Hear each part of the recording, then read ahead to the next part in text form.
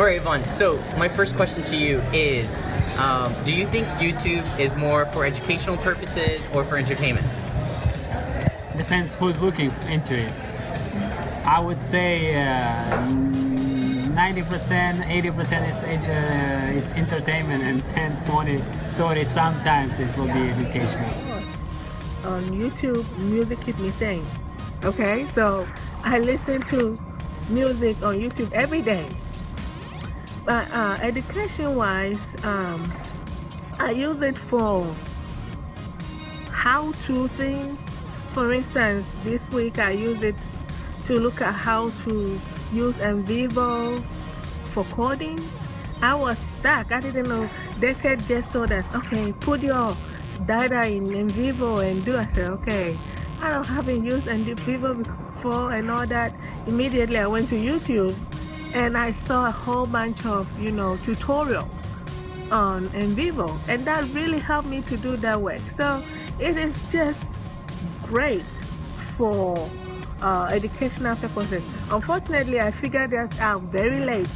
Well, I think it's for both, because I know there's this one channel called Epic Rap Battles of History, and so they're rap battling, but there's two famous people from history, and I actually was learning a lot about those two people, and I was being entertained at the same time. So it's really for both. And sometimes you can learn about stuff that you want to maybe want to try. I've seen top 10 best Nick shows, and a few of those shows I've never heard of. So I was thinking about maybe I would watch a few, because people say they're really good. So. But yet entertaining. Yeah, they're entertaining. That's awesome. When I think of YouTube, I think of Smart English. It's actually the very first YouTube channel I just think of. And then the next one is history.com, biography.com. All of those channels that are easily accessible on YouTube is what I think of. And then the other part is I think of the YouTube videos that my son sends me.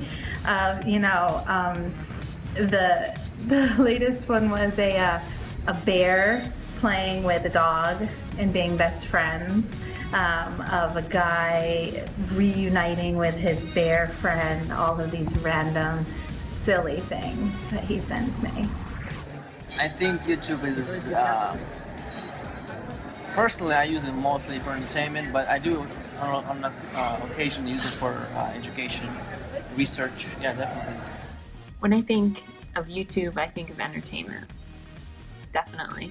It's what I was introduced to it through, was entertaining purposes, videos, clips, bloggers on YouTube. And so even though it's used for educational purposes now, I mostly think of it as entertainment.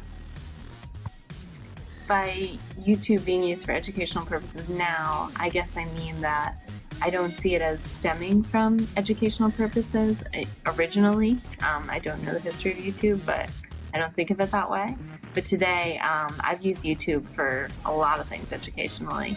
I watched a 7-hour video over and over for a master's project that I did on YouTube, that I found on YouTube. It was awesome. And that was a lot of fun. And then I also use it in my English 1 and 2 classes, and even the ESL classes. We watch a lot of clips, even short films. A lot of that stuff is free on there. We watch speeches, delivery, we watch clips about how to write better. It really engages them, and it's also something that you can assign at home that most people will do.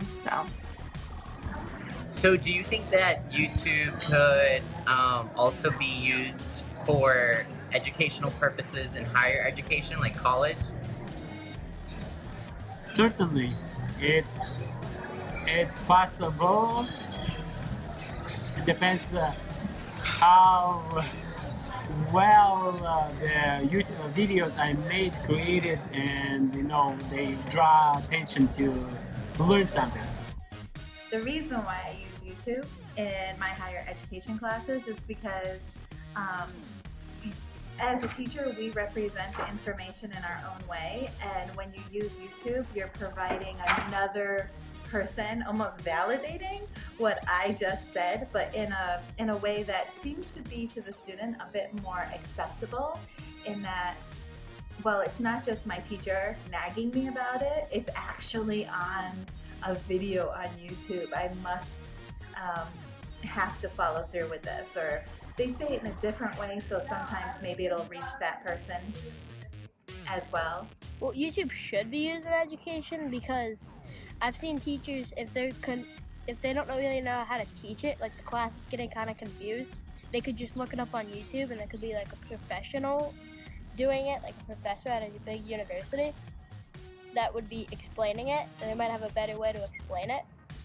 And sometimes, like my teacher he won't know what to do during class, so he'll just look something up on YouTube that's educational, and we can just watch the video the whole time.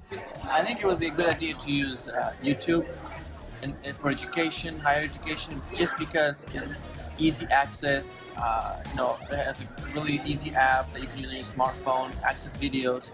But the bad thing about it is, I think a lot of people will be sidetracked and spend more time,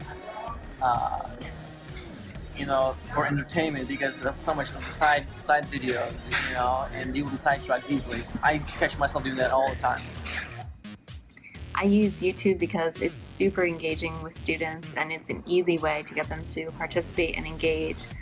For example, in my English 1 comp class, when we do persuasive writing, the first thing I have them do is get on YouTube and they find a persuasive commercial or a persuasive speech that they like, or something that's persuaded them personally to go out and do something about it. So it could be like they were persuaded to get involved with something, or it could be that they were persuaded to go to McDonald's, or whatever it is, whatever works for them. But they love it. They come up and they show their clips and they're all laughing.